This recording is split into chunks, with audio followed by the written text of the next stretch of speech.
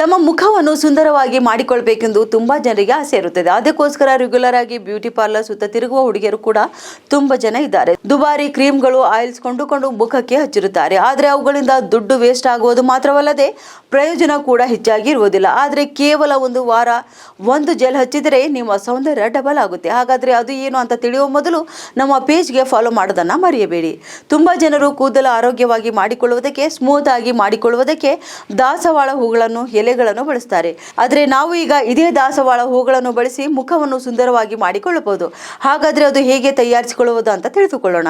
ಹೊಸದಾಗಿ ಕತ್ತರಿಸಿದ 10 ದಾಸವಾಳ ಹೂಗಳನ್ನು ತೆಗೆದುಕೊಳ್ಳಿ. ಒಂದು ಪಾತ್ರೆಯಲ್ಲಿ ಅರ್ಧ ಲೀಟರ್ ನೀರು ಹಾಕಿ ಕುದಿಸಿ. ಸ್ವಲ್ಪ ಬಿಸಿಯಾದ ನಂತರ ದಾಸವಾಳ ಹೂಗಳನ್ನು ನೀರಿಗೆ ಹಾಕಿ ಉರಿಯನ್ನು ಕಡಿಮೆ ಮಾಡಿ ದಾಸವಾಳ ಹೂಗಳನ್ನು 15 ನಿಮಿಷ ಬೇಯಿಸಿ. ಇದನ್ನು ತೆಗೆದು ಬೇರೆ ಪಾತ್ರೆಯಲ್ಲಿ ಹಾಕಿ. ಇದು ಈಗ ನಿಮಗೆ ಜೆಲ್ ರೂಪದಲ್ಲಿ ಬದಲಾಗುತ್ತದೆ. ಇದನ್ನು ಮುಖಕ್ಕೆ ಹಚ್ಚಿ ನಿಧಾನವಾಗಿ ಮಸಾಜ್ ಮಾಡಿ. ಈ ದಾಸವಾಳ ಹೂವಿನ ಜೆಲ್ಲನ್ನು ಮುಖದ ಮೇಲೆ ಮಾತ್ರವಲ್ಲದೆ ಕೈಗಳು ಮತ್ತು ಕಾಲಿನ ಮೇಲೆ, ಕಪ್ಪು ಪ್ರದೇಶಗಳಿಗೂ ಕೂಡ ಹಚ್ಚಿ 20 ನಿಮಿಷ ಒಣಗಲು ಬಿಡಿ. ನಂತರ ಅದು ನಿಮ್ಮ ಮುಖಕ್ಕೆ ಪೇಸ್ಟ್ ತರಹ ಅಂಟಿಕೊಳ್ಳುತ್ತದೆ.